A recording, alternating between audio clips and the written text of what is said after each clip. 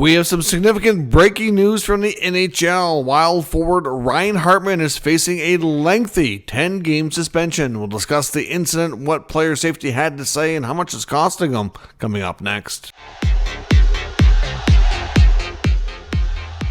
So welcome back to another video here at Top Shelf Hockey. As I mentioned, we have some breaking news from the NHL. We knew that Ryan Hartman of the Minnesota Wild was going to be having a hearing for a situation that happened on Saturday night against the Ottawa Senators. We knew he was offered an in-person hearing, but we hadn't gotten word. I don't believe the NHL had announced exactly when it was going to be taking place. Sometimes a player can waive that right as well and still do it by Zoom or other means as well. So obviously the hearing's taking place, and the Department of Player Safety has mentioned their verdict, and it's 10 games. 10 games for Ryan Hartman, basically for taking Tim Stützle's head and driving it into the ice. Now, this is premeditated as well. Hartman had a couple of other incidents earlier in the game where he was trying to get into it with a few of them. He was trying to fight Travis Hamonic earlier. Hamonic wouldn't have any of it. At that point, the Sens were leading 3-0 in control. The shots were crazy outnumbered. It wasn't for, as much as that stat line is not going to look good for Philip Gustafsson for the Wild, he actually had a pretty solid game. He still ended up making like 46 or 47 saves or something crazy. He was, they were outshot like 52-15. The Wild were frustrated. There's no doubt, and Hartman played a big role in that.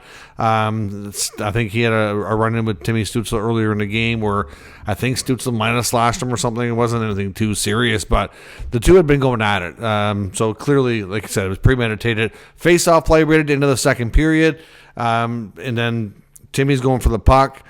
Hartman takes one of his hands off his stick, puts it on his back, and drives him right down, which is clearly intentional. Now, the Department of Player Safety felt it was intentional. Apparently, Hartman's, I don't know what you want to say, defense, if you will, claims that he was using Stützle to regain his balance.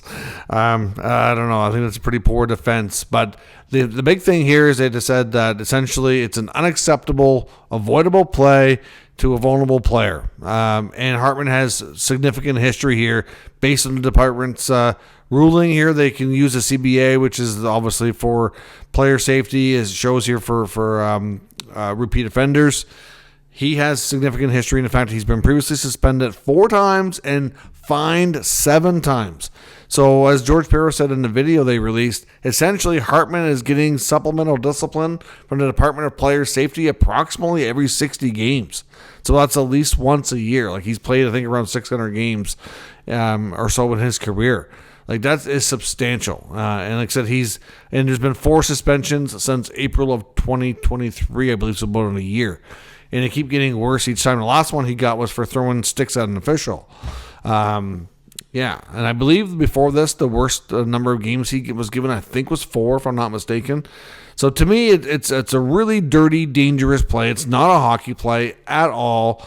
Avoidable. It's just, overreaction to being frustrated.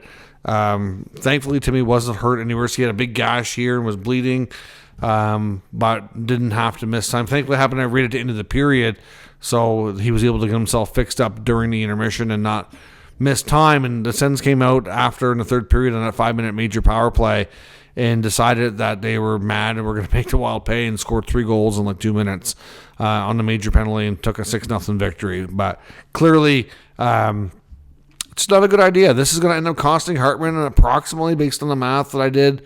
This could be off a little bit. This was just, really, really quick. Around $600K.